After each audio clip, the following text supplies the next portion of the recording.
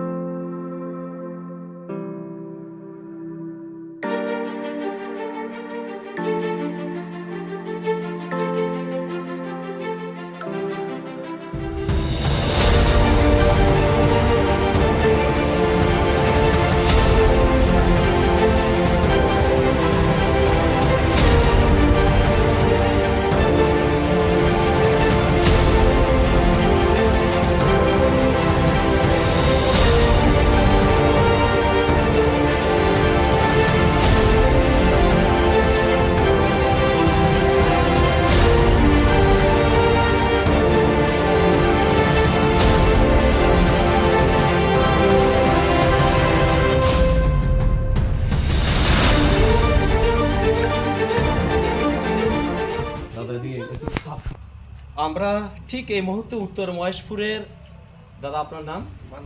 মানুষ বণিক। আমাদের এই দাদার বাড়ি থেকে কথা বলছি। আমরা একটি ব্যান্ডেড ক্রেট, যাকে শাখামুটি, কেউ রাতসাপ, কেউ সাপ খেকো ইত্যাদি অনেক নামে বলে থাকে, খুব বহুল পরিচিত। আমাদের গ্রাম বাংলায় আগের মতো ততটা সচরাচর দেখা যায় না। এই সাপটি সম্পর্কে, এটি কিন্তু হাইলি ভ্যানেমাস, তীব্র বিষধর, কিন্তু আমাদের জন্য লাভজনক একটি সাপ। সেটা হচ্ছে আমাদের বাড়িঘরে এই সাপটি থাকলে পরে সাপ, বিশেষ করে বিষধর যে সকল সাপরা আছে, ওদের বাড়ন্ত কমে যায়। এই সাপটি সাপ খেয়েই বেঁচে থাকে। প্রতিক্রিয়া জানতে চাইবো। দাদা কল দিয়েছিলেন, লকায় আমি এসেছি, সাপটিকে উদ্ধার করেছি, খুব দ্রুত এসে সাপটিকে উদ্ধার করছি। দাদার একটু প্রতিক্রিয়া জানতে চাইবো। আমাকেও বলেছিল, আমার ছোট ভাইয়ের বউ লকাইকে ফোন করেছিল যে আসার জন্য। আমিও আমার ছোট ভাই অসীম, তারা অনেক দিন আগে থেকে তারা এই সাপগুলোকে রেস্কিউ করে। তারা তার সঙ্গে লকাইয়ের সঙ্গে কথা হয়েছে, তারপর আমার সঙ্গে কথা হয়েছে, আমার হেল্প করেছে। তারা একটু আগে এসে সেটাকে ধরে নিয়েছে, সেটা রেস্কিউ করে পাশাপাশি একটা জঙ্গলে সেটাকে ছেড়ে দেবে।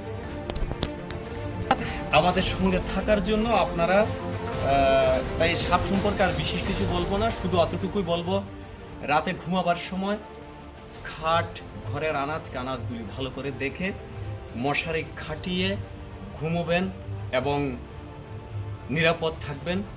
বর্ষা যেহেতু চলছে, লাইট বা টর্চ ছাড়া কেউ বেরোবেন না।